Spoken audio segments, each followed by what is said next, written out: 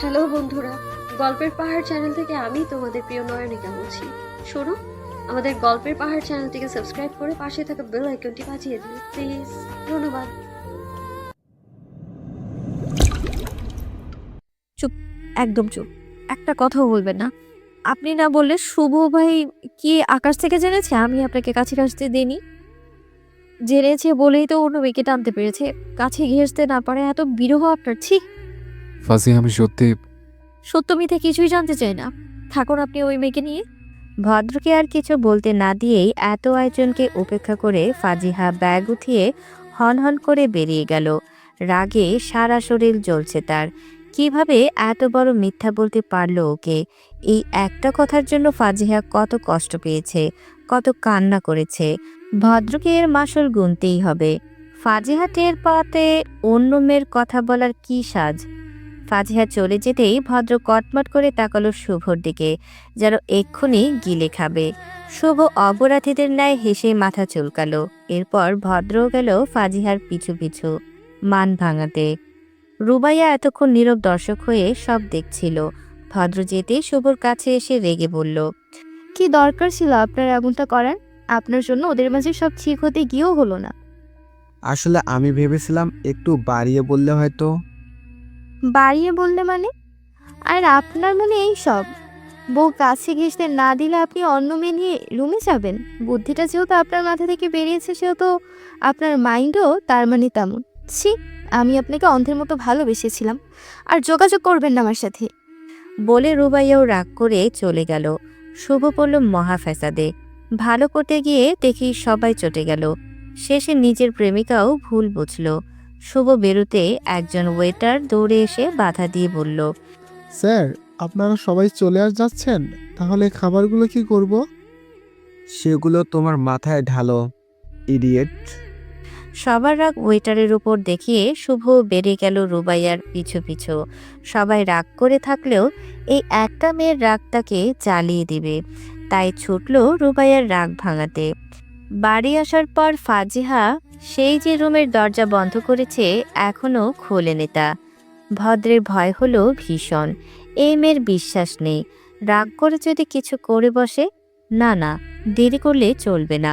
ভদ্র শরীরের সমস্ত শক্তি একত্র করে জোরে ধাক্কাতে নিলেই দরজাটা খুলে গেল হুট করে। আচমকা টাল সামলাতে না পেরে নিচে পড়তে গিয়ে দরজার চৌকাঠ ধরে ফেলল ভদ্র। ঘরের ভিতরে তাকাতে গলা শুকিয়ে গেল তার। ফাজিহার দরজার পাশেই হেলান দিয়ে দাঁড়িয়ে আছে। পরনে জর্জেটের ফিনফিনে সফেদ শাড়ি, যার উপর দিয়ে স্পষ্টভাবে দৃশ্যমান শরীরের ভাঁজ। ঠোঁটে গাঢ় লিপস্টিক, চোখে ঘন কাজল, চুলগুলো খুলে দেওয়া। সব মিলিয়ে মারাত্মক মোহনীয় লাগছিল তাকে। একজন নারীকে এমন অবস্থায় দেখলে সাধারণভাবে যে কোনো পুরুষের ভেতরের ঘুমন্ত কামক পুরুষ জেগে উঠবেই। সেটা যদি বিয়ে করা বউ হয় তাহলে তো কথাই নেই। এটাই তো প্রকৃতির অবধারিত নিয়ম। ভদ্রের সাথেও তেমনটাই ঘটল। কেমন ঘোরের মাঝে চলে গেল সে। ফাজিহা দেখল সেটা। ভদ্রের দিকে তাকিয়ে মুচকি হেসে আয়নার সামনে গিয়ে দাঁড়ালো। ভদ্র ভুলে গেল কিছুক্ষণ আগের সকল ঘটনা। ফাজিহার পিছু পিছু সেও ঢুকলো ঘরের ভিতর। দরজাটা লাগানোর বোধটাও কাজ করলো না তার। আস্তে আস্তে গিয়ে ফাজিহার পেছনে দাঁড়িয়ে আয়নায় দেখলো দুজনকে। ভদ্রের আবেগ আরেক ধাপ বাড়িয়ে দিতে ফাজিহার লাজুক হেসে ফিরে তাকালো ভদ্রের দিকে। ভদ্রের পায়ের আঙুলে ভর করে গলা জড়িয়ে ধরল তার। মোহনীয় কণ্ঠে বলে উঠল, ঘরে এমন একটা বউ রেখে বাইরে যাওয়ার কথা কে ভাবে? ফাজিহার এমন আচরণে ভদ্রের এতক্ষণ ধরে রাখা শেষ সময়টুকু ভেঙে গেল। নিমেষেই হাতগুলো পেঁচিয়ে ধরল ফাজিহার ধনুকের ন্যায় লতানো কোমরে। টেনে মাঝের শেষ দূরত্বটুকু খুঁজিয়ে ফেলল শেষে।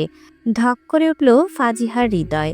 অস্বাভাবিকভাবে ওঠানামা করছে দুজনের হৃৎপিণ্ড। ভদ্র কপাল ঠেকালো ফাজিহার কপালের সাথে। অতঃপর কণ্ঠ খাদে নামিয়ে বলল, আই এম গোয়িং কন্ট্রোললেস বৌজান। আমি জানি এত সব কিছুর পেছনে তোমার কোনো ফোন দিয়ে আছে, বাট আই এম সরি। কথাটা বলেই হুট করে এক কাণ্ড করে বসল ভদ্র।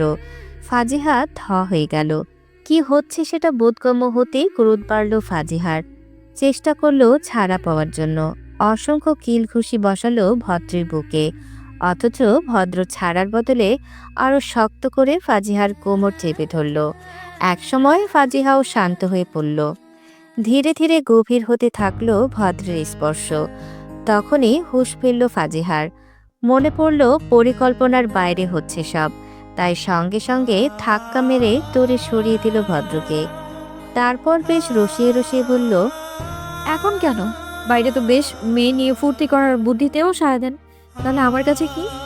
সেটা তো কাছে আসলেও বোঝাতে পারবো। একদমই না। কেমন লেগেছে এখন? খুব জানি ভেতরে ভেতরে কেমন ছটফট করছেন, দেখে শান্তি লাগছে বেশ। বউ রেখে বাইরে যাওয়ার ফন্দির ফল টের পাবেন এখন। ঘুমন্ত সিংহকে জাগিয়ে দিয়েছ, এখন তার না বলে লাভ হবে না বউজান। কুটিল হেসে কথাটি বলে ফের এগুলো ভদ্র।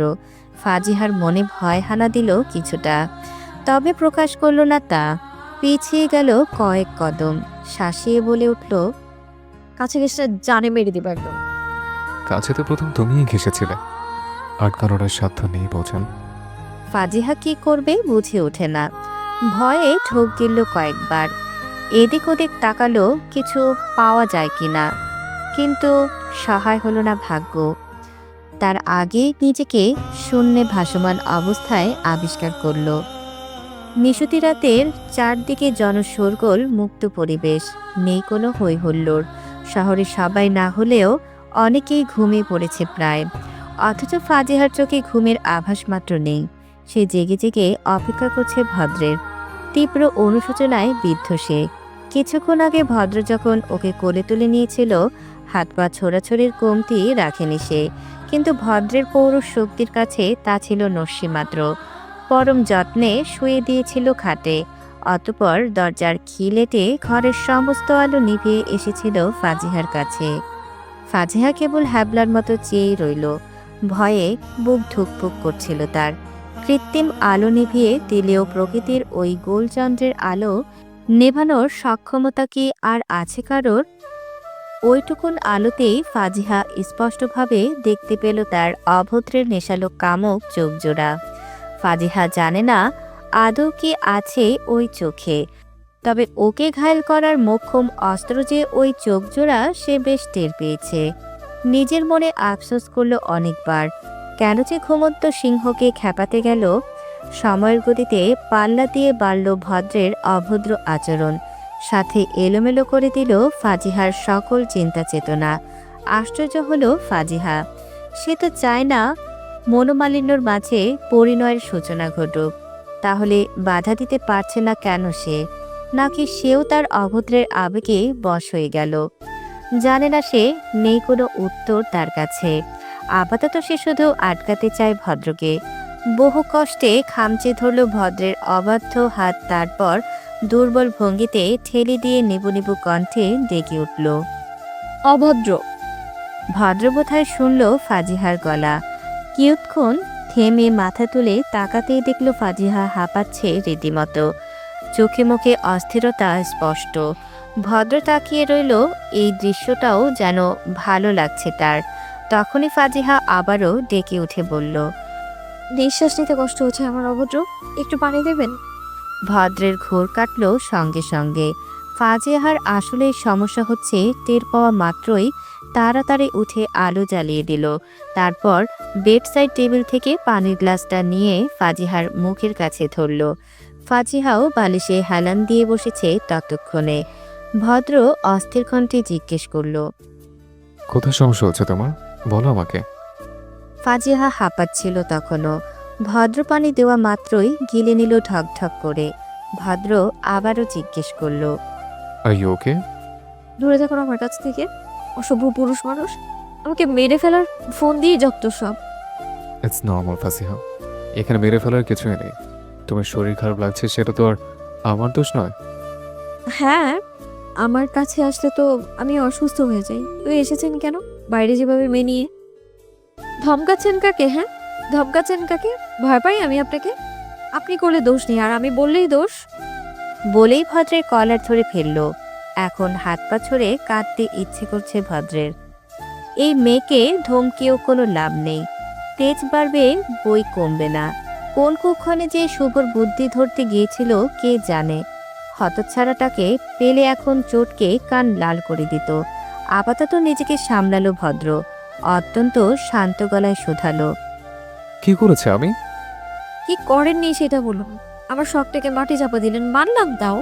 এরপর আবার অন্য মেয়ের সাথে রুমে যাওয়ার কথা বলেন, কাঁদালেন আমায়। আবার এখন এসছেন জোর করে ধমকাধমকি করতে। স্বীকার করছো তাহলে কেঁদেছিলে? থতমত খেল ফাজিহা। দুষ্ট হাসলো ভদ্র। পরপর চোখ নাচিয়ে জিজ্ঞেস করলো। এখন কেন চুপ? বলো বলো। না পেরে ফাজিহা রাগে চোখে তাকিয়ে রইল কেবল। ফাজিহার কলার ধরে রাখা হাতটা ধরে নিজের কাঁধের উপর রাখল ভদ্র।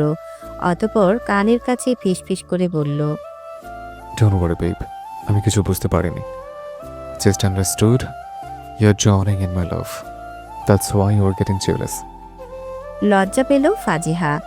ভদ্র কথাটা বলেই নিজের মুখটা সামনের দিকে এনে ফাজিহার দুগাল হাতের আজলায় পরে পরম আসলে সে একখানা চুমু খেলো তার কপালে। ফাজিহা যেন ইচ্ছে করে চোখ বন্ধ অনুভব করল তা। মৃদু হাসলো ভদ্র, তারপর বেশ বুঝতারের মতো করে বলল, লিসেন মিসেস ফাজিহা চৌধুরী, আপনার হাজব্যান্ড অতটাও খারাপ না যে এমন একটা পুতুল বউ রেখে অন্য মেয়ের কথা মাথায় আনবেন। সেগুলো সবই শুভর প্ল্যান ছিল আমাদের কাছে আনার জন্য। আমি সত্যিই বাধা দিয়েছিলাম, বাট সে শুনিনি। I really have no problem, trust me.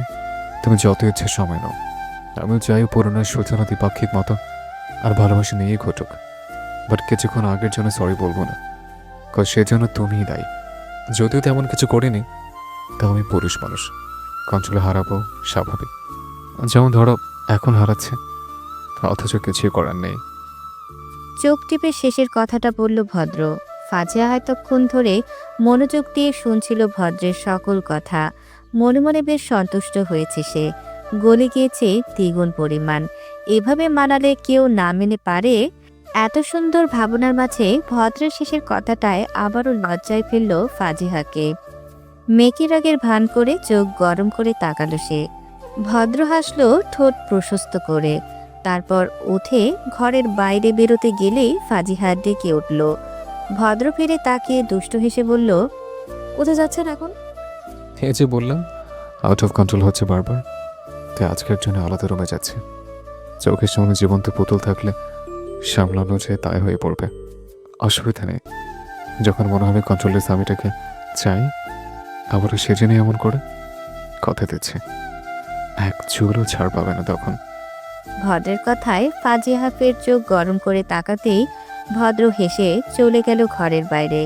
ফাজিহা বের বের করে গালি দিল অভদ্র বলে। ভদ্র শুনল সেটা। জবাবস্বরূপ যেতে যেতে গুনগুন করে গাইল, অভদ্র হয়েছি আমি তোমারই প্রেমে তাই। এসব ভাবতে ভাবতে কখন যে ঘুমের রাজ্যে পাড়ি জমিয়েছে ফাজিহা নিজেও জানে না। অথচ সে অপেক্ষা করছিল ভদ্রের জন্য। মনের কোথাও আশা ছিল যে তার অভদ্র আসবে আবারও, কিন্তু প্রকৃতির সাথে তাল মিলিয়ে সেও নীরব হয়ে গেছে একেবারে, তলিয়ে গেছে ঘুমের রাজ্যে। বেচারি জানতেও পারল না তার অভদ্র এসেছিল মাঝে একবার। গায়ের কাঁথাটা চড়িয়ে দিয়ে আলো নিভিয়ে গেছে সে। আজ ভদ্রের মনেও প্রশান্তির ঢেউ বইছে। সবকিছু খুব শীঘ্রই ঠিক হওয়ার আশা জেগেছে বোধহয়। সকাল 7:30। ফাজিহা মনোযোগ দিয়ে রান্না করে চলেছে। আতিফা চৌধুরীকে অনেক বুঝিয়ে সকালে রান্নাঘরের দায়িত্বটা নিয়েছে সে। ভদ্রের সাথে তার খুনসুটির সংসার জীবন কেটে গেছে আরও 17টি দিন। দুজনের মাঝের সম্পর্কটা এখন আরও মজবুত হয়েছে। তবে দুজন এখন আর এক ঘরে থাকে না। ভদ্র বলে দিয়েছে যতদিন পর্যন্ত ফাজিহা নিজ থেকে ওকে চাইবে না, সে ফাজিহাকে ছুঁয়েও দেখবে না। তাই আলাদা ঘরে থাকে রাত হলেই। অথচ ফাজিহা যে মন থেকে ভীষণ করে চায় ভদ্রকে, সে খবর কি রেখেছে ভদ্র? হয়তো রেখেছে।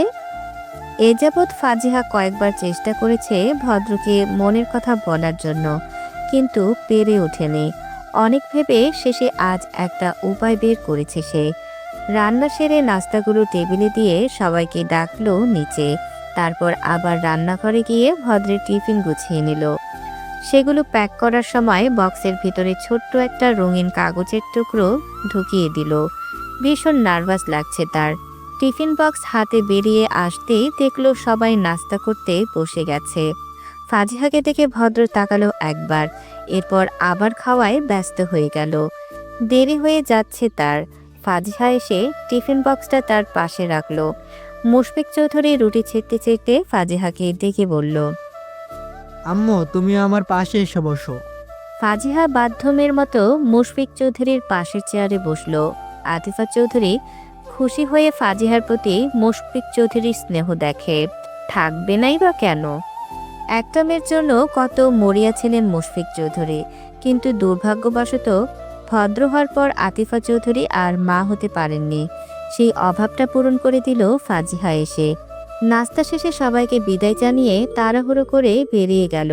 ভদ্রকে বিদায় জানিয়ে ফাজিহা ঘরে এসে রুবাইয়াকে কল দিল। আজ কলেজে যাবে না সে, সেটাই জানাবে ওকে। অনেকক্ষণ রিং হওয়ার পর ওপাশ থেকে রিসিভ হলো কলটা। বল।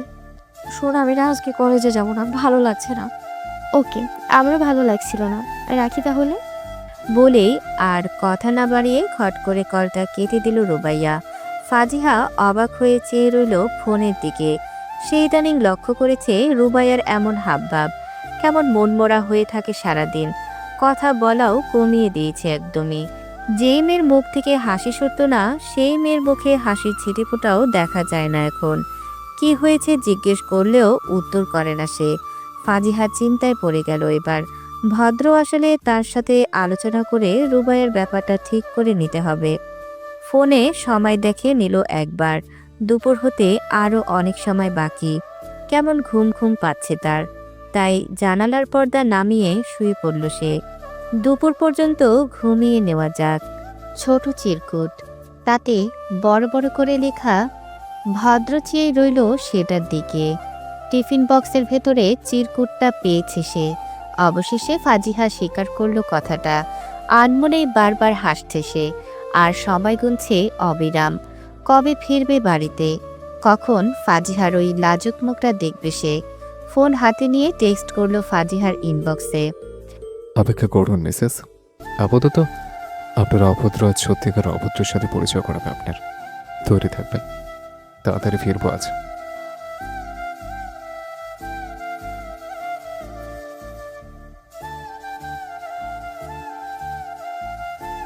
হয়তো ফোনের ওপাশে ফাজিহা লজ্জায় লাল হয়ে যাচ্ছে। হঠাৎ ভদ্রের মাথায় একটা কথা হোঁচট খেল। ভদ্র ভাবল সেটা কিছুক্ষণ, তারপর একটু হেসে শুভর নাম্বারে কল দিল। অফিসে আসেনি সে আজ। শুভর সাথে কথা বলা শেষে রুবাইয়ার নাম্বারেও কল দিল। দুজনকে কোথাও একটা আসতে বলল। তারপর নিজেও ছুটি নিয়ে নিল অফিস থেকে। বেরিয়ে পড়ল কোনো গুরুত্বপূর্ণ কাজে। ধীরে ধীরে সন্ধ্যা ঘনিয়ে এসেছে চারদিকে। বলতে গেলে চারদিক আধারে ছেয়ে গেছে। ফাজিহা নামাজ পড়ে নিচে বসে গল্প করছিল মুশফিক চৌধুরী আর আতিফা চৌধুরীর সাথে। মাঝে মাঝে দরজার দিকে তাকাচ্ছে। ভদ্র আজ তাড়াতাড়ি ফিরবে বলেছে তাই। কিছুক্ষণ পরেই কলিং বেলের শব্দ পাওয়া গেল। ভদ্র এসেছে ভেবে ফাজিহা নিজে গেল দরজা খুলতে, কিন্তু দরজা খুলতেই হতাশ হলো সে। দরজার বাইরে শুভ দাঁড়িয়ে আছে, কেমন বিধ্বস্ত দেখাচ্ছে তাকে। ভালোবাসি আপনাকে ফাজিহা অভদ্র। উদ্বিগ্ন হয়ে জিজ্ঞেস করলো, কি হয়েছে শুভ ভাই, এমন দেখাচ্ছে কেন আপনাকে? আপনার বন্ধু কোথায়? বলবো ভাবি, আপনাকে যেতে হবে আমার সাথে। শুভ হাঁপিয়ে হাঁপিয়ে বলা কথায় ফাজিহার বুকটা ধক করে উঠল। যেতে হবে মানে? তার অভদ্র ঠিক আছে তো? কাপা গলায় জিজ্ঞেস করলো। আপনার বন্ধু ঠিক আছে তো? সব প্রশ্নের উত্তর পেয়ে যাবেন আপনি, আগে চলুন আমার সাথে। কিন্তু আব্বু আম্মু? ওনাদের বলা যাবে না, আমি কিছু একটা বুঝিয়ে বলছি, আপনি গিয়ে তৈরি হয়ে আসুন। বলা যাবে না মানে? কি হয়েছে বলুন আমায় প্লিজ। বলতে গেলে অনেক দেরি হয়ে যাবে ভাবি, আপনি কি চান সেটা? ফাজিহা পরপর মাথা নাড়ালো দুবার, মানে চায় না সে। তারপর শুভকে দরজায় রেখেই নিজের ঘরের দিকে ছুটল। মন বিভিন্ন শঙ্কায় শঙ্কিত হচ্ছে তার। দেরি হয়ে যাবে মানে? কি বলল শুভ? ফাজিয়া তাড়াতাড়ি গায়ে বোরখা ছড়িয়ে কোনো রকম হিজাবটা পেঁচিয়ে নিল মাথায়। তারপর দ্রুত গতিতে নিচে নেমে এসে শুভকে বলল, চলুন শুভ ভাই, আমি তৈরি। আমরা আসি তাহলে আঙ্কেল। শুভর কথার প্রত্যুত্তরে মুশফিক চৌধুরী মাথা নাড়িয়ে সম্মতি দিলেন কেবল।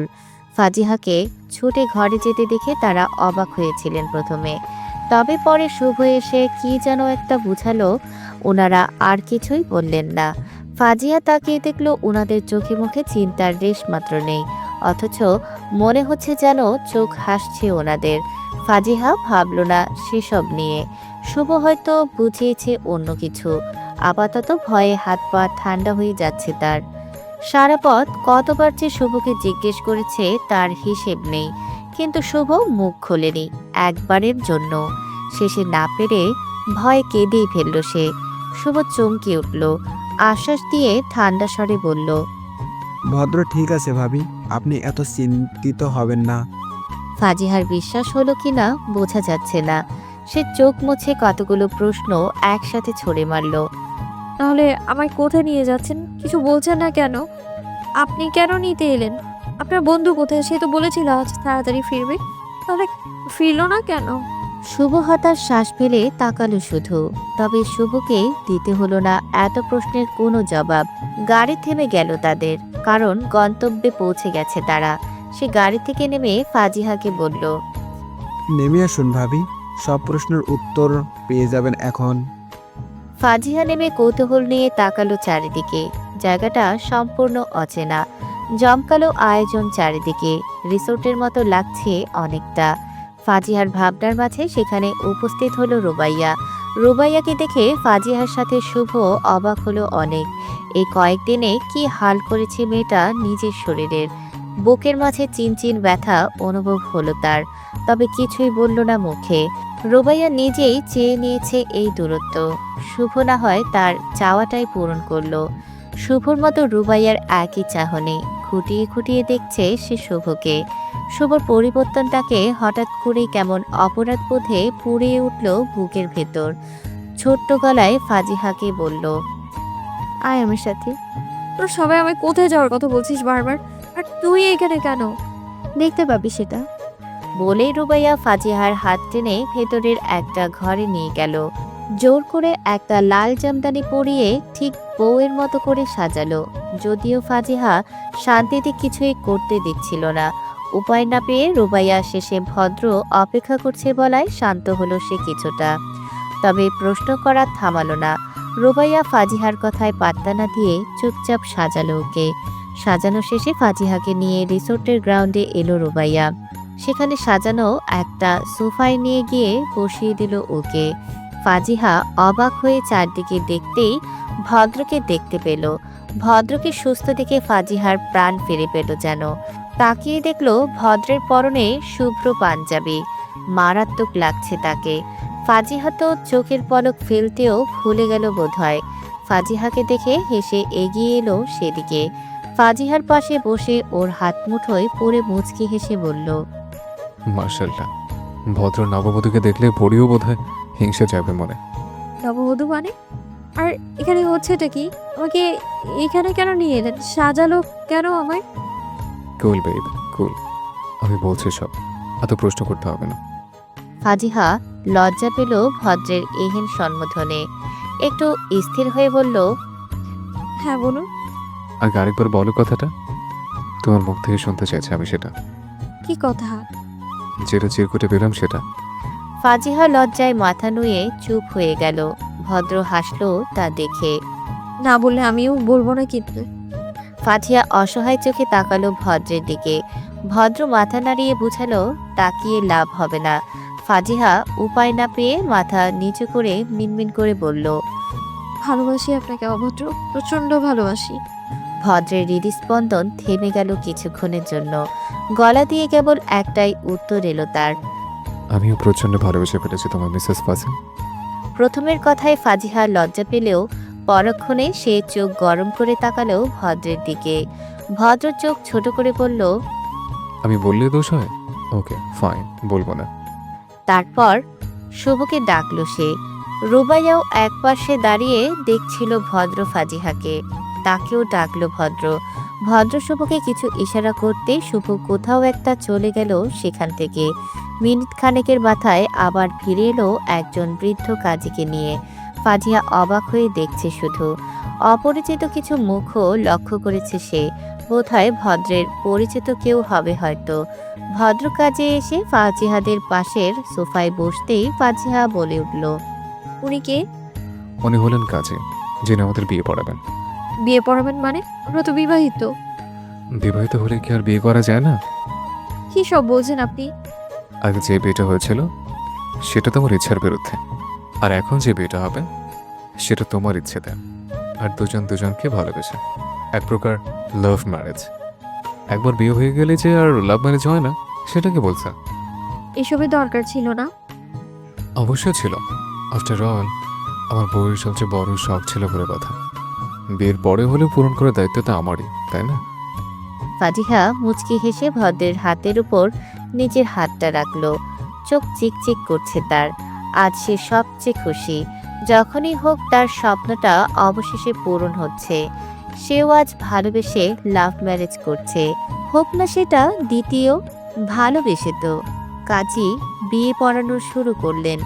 কবুল বলতে বললে দুজনেই অনায়াসে কবুল বলে দিল। দ্বিতীয়বার, তবে প্রথমবারের মতো ভালোবেসে বিয়ে করলো দুজনে। বিয়ে শেষ হতেই শুভ তাড়া দিয়ে বলল, বিয়ে তো শেষ, আমার দায়িত্বও শেষ, তবে আসি এখন আমি। কে বলেছে গাছেস? কাজী সাহেব, আপনি দ্বিতীয় কাজটা শুরু করুন। ভদ্রের কথায় কাজী খসখসে আওয়াজে কিছু লিখতে শুরু করলেন।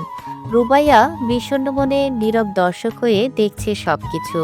শুভ্র ভ্রু কুঁচকে বলল, আবার কি কাজ? ফাজিহাও জিজ্ঞেস করলো। হ্যাঁ সেটাই তো, আবার কি কাজ? ভদ্র গম্ভীর হয়ে গেল সাথে সাথেই। শক্ত গলায় বলল, আমাকে ভালোবাসা ভাঙার দায় চাপিয়ে পালাতে তো কাউকে দেব না আমি। তাই আজকে এখানে আরো একটা বিয়ে হবে। মানে এখানে শুভ আর রুবাইয়ারও বিয়ে হবে এখন। এতক্ষণে রুবাইয়ার ধ্যান এদিকে পড়ল। কথাটা শোনা মাত্রই সে আটকে উঠল। শুভ তাকালো রুবাইয়ার দিকে। চোখ মুখে রাগ স্পষ্ট। রুবাইয়ার রেগে কিছু বলার আগেই শুভ বলে উঠল, এসব কি ধরনের মজা ভদ্র? তোদের বিয়ের মাঝে আমাদের কেন টানছিস? হ্যাঁ ঠিকই তো, আপনি ওদের কেন টানছেন? আর তাছাড়া ওদের মাঝে ভালোবাসা হলো কখন যে ভাঙবে? তাল মিলালো ফাজিহা। ভালোবাসা না, শুধু প্রেমও করে বসে আছে আমাদের আগে।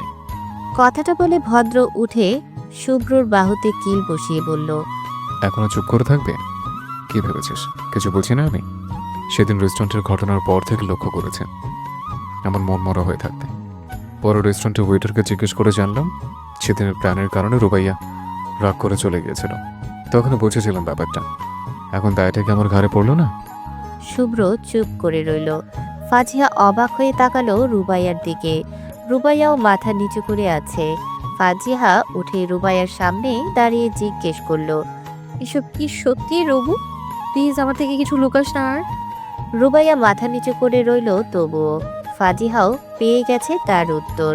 সে আবার প্রশ্ন করলো রুবাইয়াকে, কেন লুকালি আমার কাছ থেকে? এই কয়দিনে বারবার জিজ্ঞেস করেছিলাম আমি, তাও বলিসনি। এটাই তাহলে তোর বন্ধুত্ব? রুবাইয়া মাথা তুলে ফেললো। ফাজিহাকে বোঝানোর চেষ্টা করলো, তেমন কিছু না, বিশ্বাস কর, আমি বুঝিয়ে বলছি তোকে। একদম চুপ। আর একটা কথাও শুনতে চাই না আমি। এখন আমি যেটা বলবো সেটাই করবি তুই। কি করতে বলছিস তুই? তুই এক্ষুনি শুভ ভাইকে বিয়ে করবি। ভদ্রের সাথে আমিও একমত। কিন্তু আমাদের মাঝে এখন কিছুই নেই। আছে কি নেই সেটা তো বেশ বুঝতে পারছি আমি। এখন বিয়েটা তোকে করতেই হবে। ভাই আমাকে মেরে ফেলবে জানবে। ভদ্র এবার চুপ না থেকে বলে উঠল। ভদ্র চৌধুরী এত কাছে কাজ করে না শালিকা। কথাটা বলেই ভদ্র ফোন বের করে কাউকে কল দিতেই একজন ব্যক্তি উপস্থিত হলো সেখানে। রুবাইয়া ভয়ে জমে গেল চোখের সামনে তার ভাইকে দেখে। অ্যাক্সিডেন্টে মা বাবা মারা যাওয়ার পর পৃথিবীতে আপন বলতে তার ভাই ভাবি আছে শুধু। রুবাইয়ার বড় ভাই রুবার এসেই হাত মিলালো ভদ্রের সাথে। ভদ্র শুভ্রর সাথেও পরিচয় করিয়ে দিল রুবাবের। শুভ আর রুবাইয়া অবাক হয়ে দেখছে সব। রুবাব রুবাইয়ার কাছে এসে মাথায় হাত রেখে বলে উঠল, আমার সম্মতি নিয়েই ভদ্র সিদ্ধান্তটা নিয়েছে রুবু। আমিও আর সহ্য করতে পারছি না তোর এমন মনমরা হয়ে থাকাটা। সব খোঁজ নিয়ে দেখছি আমি, শুভ ভালো রাখবে তোকে। অনুমতি দিলাম, করে নেবে এটা। রুবাইয়া হতবিহ্বল হয়ে চেয়ে রইল ভাইয়ের দিকে। এত সহজে সবকিছু হয়ে গেল। শুভর অবস্থাও এক। ফাজিয়া হেসে বলে উঠল, তাহলে তার কথাই নেই। আর কি অজুহাত দিবি রুবু? বিয়েটা তো তোকে করতেই হবে। তারপর কানে কানে বলল, আরে রাগ অভিমান সব বিয়ে করে পুষিয়ে নিস। আগে বিয়েটা করে নে, তখন না হয় দেখা যাবে বাকিটা। রুবাইয়া ছলছল নয়নে তাকালো শুভর দিকে। শুভ বুঝল সেই দৃষ্টির মানে। বিয়ে পড়ানো শুরু হওয়ার আগে সে বলে উঠল, আমি রুবাইয়ের সাথে একটু আলাদা করে কথা বলতে চাই বিয়ের আগে। সবাই সম্মতি দিল তাতে। দুজনকে আলাদা করে একপাশে পাঠানো হলো। রুবাইয়া কোনো কথা না বলে চুপচাপ মাটির দিকে তাকিয়ে রইল। চোখ দিয়ে টপ টপ করে পানি ঝরছে তার। হঠাৎ গালে কারোর স্পর্শ পেয়ে চমকে তাকালো সে। শুভ আলতো করে মুছিয়ে দিল রুবাইয়ার চোখের পানি। তারপর কণ্ঠ খাদে নামিয়ে বলল, I am sorry Rubaiya, I am sorry for everything. বিশ্বাস করো, ওই সব কিছু জাস্ট ভদ্রের মাঝে সব ঠিক করার জন্য করেছিলাম আমি। আমার মাইন্ড সত্যি এমন না। এবার মাফ করে দাও না আমায় প্লিজ। আর সহ্য হচ্ছে না এই দূরত্ব আমার। তুমি না চাইলে বিয়েটা এখন হবে না। তাও কথা বলো আমার সাথে প্লিজ। কে বলেছে বিয়ে করব না? করব আমি বিয়েটা। হঠাৎ করে শুভর বুকে হামলে পড়ে কথাটা বলল রুবাইয়া। কান্নার কারণে কিছুটা অস্ফুট শোনাচ্ছে তার কথা, তবে শুভ স্পষ্ট বুঝতে পারছে কথাগুলো। কাঁদতে কাঁদতে অসংখ্য কিল ঘুষি বসিয়ে দিল রুবাইয়া। হেঁচকি তুলতে তুলতে বলল, আপনি খুব খারাপ শুভ, খুব খারাপ। আমার রাগের মাথায় বলা কথা ধরে দূরে সরিয়ে রেখেছেন আমায়। মেয়েরা তো পারে না নিজেকে প্রকাশ করতে, জানেন না আপনি সেটা? তাহলে কেন বুঝলেন না আপনি? শুভর মুখ জুড়ে প্রশান্তির হাসি। রুবাইয়া কিল ঘুষি যেন ওর বুকে জমে থাকা পাথর সরিয়ে দিচ্ছে। দুষ্ট হেসে বলে উঠল, I am Agrim sorry, but এখন ছাড়ুন আমায়। বিয়েটা হয়নি এখনো, কেউ দেখলে খারাপ ভাববে আবার। বাকি হিসাব না হয় বিয়ের পরে মিটিয়ে নেবেন। রুবাইয়া লজ্জা পেয়ে সরে দাঁড়ালো। তারপর শুভর দিকে না তাকিয়েই বিয়ের জায়গায় চলে গেল। শুভ মুচকে হেসে পা বাড়ালো সেদিকে। দুজন উপস্থিত হতেই বিয়ে পড়ানো শুরু হলো। ফাজিহা মন দিয়ে বিয়ে দেখছিল। তখনই ভদ্র কানের কাছে ফিসফিস করে বলল, ম্যাডাম, যথেচ্ছ বিয়ে দেখে নিন। একটু পর কিন্তু অভদ্রতম দেখতে হবে। ফাজিহা লজ্জায় জমে গেল। ভদ্রের দিকে তাকিয়ে চোখ গরম করে বলল, চুপ থাকুন এখন, না হলে কোনো সুযোগ মিলবে না কিন্তু। না মিললেও করে নেবো আমি। অভদ্র কোথাকার। হব একটু পরে। চুপ। চুপ করিয়ে লাভ নেই, ফার্স্ট নাইট, সো নো ছাড়াছাড়ি। ফাজিহা লজ্জায় চুপ করে গেল। এখন কথায় পারবে না সে। বলা যায় না এই অভদ্রের মুখের লাগাম কখন খুলে পড়ে যায় একেবারে। ভদ্র হাসলো তা দেখে। বিয়ে শেষ হওয়ার পর দুই জুটি একসাথে ডিনার করলো। সাথে রুবাবও ছিল। রাত হয়ে যাওয়ায় সে চলে গেল। রুবাইয়া যাবে না আজ। ওদের জন্য স্পেশাল রুম বুক করা হয়েছে। ভাইয়ের সামনে লজ্জায় শেষ হয়ে যাচ্ছিল সে। রুবাব শুধু আজকের জন্যই অনুমতি দিয়েছে। এরপরে যখন শুভ মা বাবা নিয়ে অনুষ্ঠান করে রুবাইয়াকে নিয়ে যাবে, তখন তো আর বাধা দেওয়ার সাধ্য থাকবে না তার। রুবাব চলে যেতেই ভদ্ররা সবাই রিসেপশন থেকে রুমের চাবি নিয়ে রুমের দিকে গেল। পাশাপাশি রুম দেওয়া হয়েছে ভদ্র আর শুভকে। দুটোই স্পেশাল অর্ডারে সাজানো। দরজার সামনে এসে শুভ ভদ্রকে উদ্দেশ্য করে কৌতুক করে জিজ্ঞেস করলো, এতবার বাসর করার পরও ঘর সাজানোর দরকার ছিল বলে মনে হয় না আমার। আমার না হয় নতুন বিয়ে, সেটা মানা যায়। ভদ্র শুভর পিঠে দুম করে একটা কিল বসিয়ে বলল, আমারও প্রথম বাসর, ভুলে যাস না। তোর এই ঘরে বউ নিয়ে থাকার ভাগ্য হচ্ছে শুধু আমার জন্য। না হলে বাসন না, বের হয়ে শোক পালন করতে এখন। ফাজিহা আর রুবাইয়া দুজনেই লজ্জায় পড়ে গেল। কি সব বলছে দুজনে। ভদ্রতা দেখে দুষ্ট হেসে বলল, এই রে, বউ বোধ লজ্জা পাচ্ছে। সময় নেই, লজ্জা ভাঙতে হবে বউয়ের। বলেই ফাজিহাকে কাঁধে তুলে নিল সে। তারপর এক হাতে দরজা খুলে ভেতরে গিয়ে দরজাটা বন্ধ করে দিল শুভর মুখের উপর। শুভ হতবাক, ভদ্র আসলেই ফাজিহার পাল্লায় পড়ে অভদ্র হয়ে গেছে। রুবাইয়া লজ্জায় মাথা নিচু করে আছে। শুভ তাকালো রুবাইয়ার দিকে, অবাক হওয়ার ন্যায় ভান করে বলল, আপনিও লজ্জা পাচ্ছেন রুবাইয়া?